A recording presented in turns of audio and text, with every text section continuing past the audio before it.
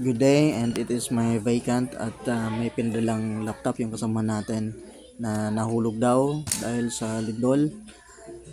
And sa tingin natin parang may problema sa hinges ng kanyang laptop.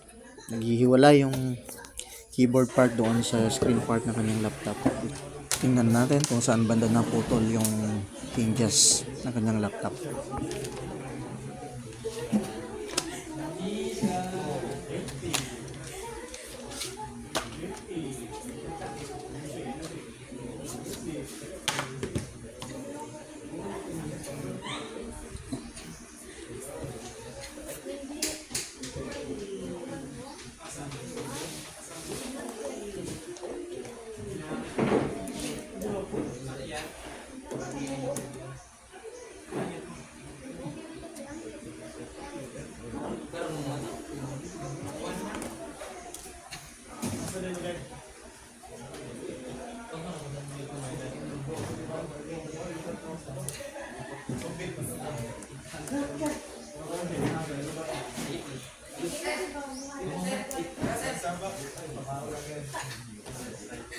Pahit sana ni?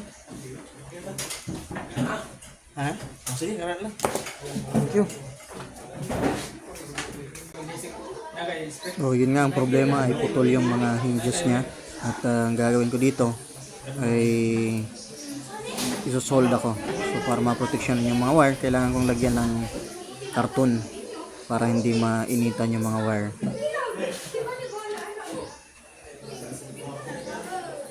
Kailangan ingat lang sa pagsulda dahil sensitive yung mga wire na to. Ito yung wire na konektado doon sa screen ng laptop. Hindi dapat masunog yun. Delikado.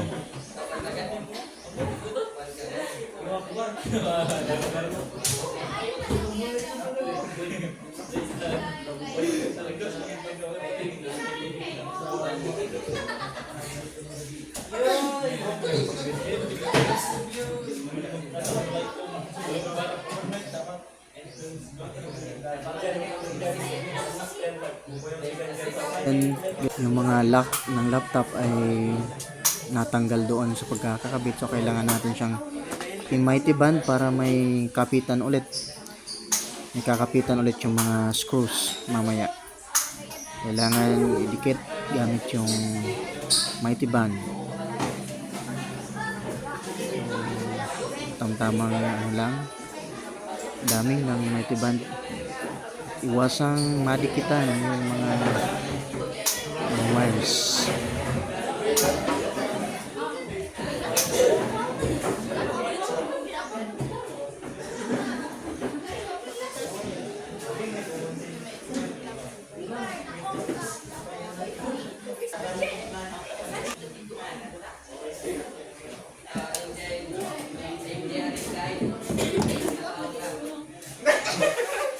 So, liglig tao ganin,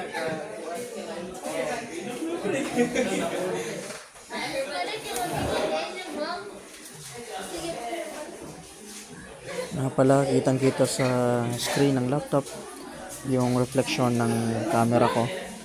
Nakikita nyo, yan ay microphone stand at nilagyan ko ng paintbrush at doon ko pinatong yung cellphone. Technique lang para makagawa ng video. Tamtamang dami lang ng mighty band para maayos yung pagkadikit ng mga kakapitan mamaya ng mga screws.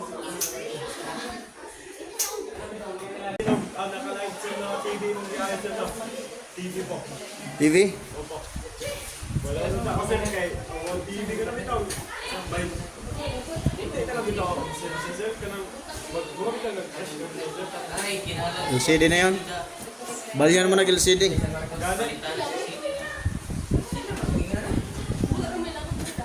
Bitaw ayaw ka nag-lapis sir. Puro printer. Ayaw na sir. Ako na wala. Ayaw to ako sir. Palit yan lagbag o pag yung anak.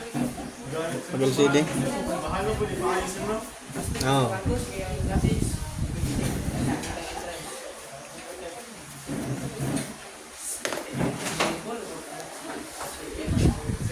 lang si Marcos. Bye, sir.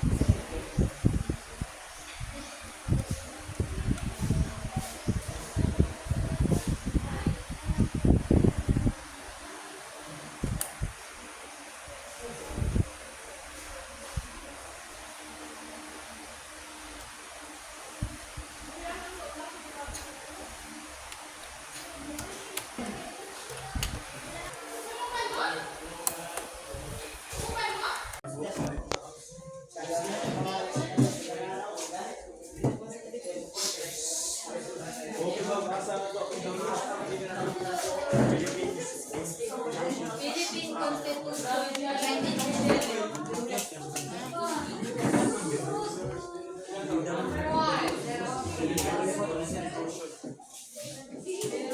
Kasi na,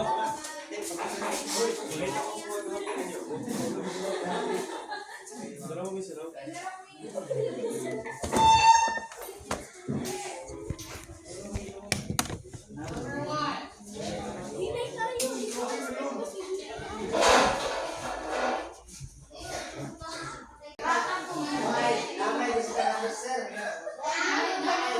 Alright, it's working, it's turning on. And okay na, hindi na siya kailangan lagyan pa ng book sa likod para tumayo yung screen.